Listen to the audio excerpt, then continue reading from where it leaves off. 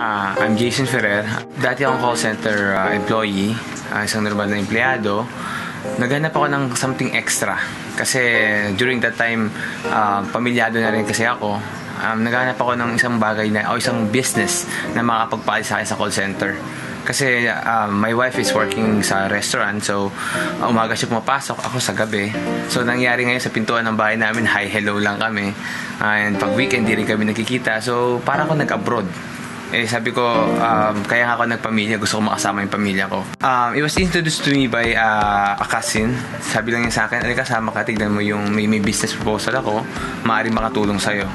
And true enough, sobrang laking tulong na bigay sa akin V-Mobile. At first, hindi siya madali. Kasi I was working sa call center. Pag out ko, punta pa ako sa head office to train myself, to attend the trainings, the BOM. So, hindi siya madali. Pero ang pinanghawakan ko lang kasi noon is ginagawa ko to for my family. First, financial. Obviously, actually right now we're full-time na kami. Hindi na kami employed. Even my wife, hindi na kami employed. Now we're enjoying time freedom. Pwede kaming umalis, pwede kaming lumabas. And naranasan na namin yung pag nagbakasyon ka, alam mo yung pabalik ka. Pag employed ka kasi parang you're dragging yourself, diba? So, kaya ka nagbakasyon para maging masaya. Hindi na namin naranasan. Pag umuwi kami, happy kami. So, and aside from that, marami na kami natutulungan na tao. Yung saya lang na nabibigay mo sa mga natutulungan mong tao, the same time you're earning, that's a lot.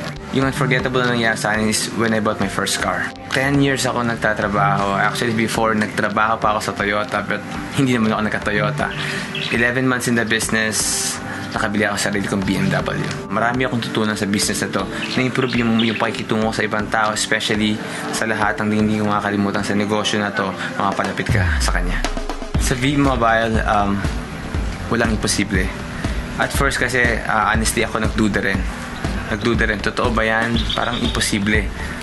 Then, nung ginawa ko yung business, I learned the business, nakita ko, naranasan ko, sobrang malaking pagbabagong mabibigay sa V-Mobile.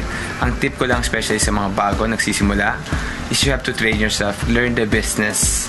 Okay? Bigyan mo ng time sarili mo na matrain. Kasi once you've been trained, alam mo na kung paano gawin ng maayos yung business, then, ma-apply mo na siya na maganda and you'll see the results coming. And the good thing about this business is you're blessing a lot of people.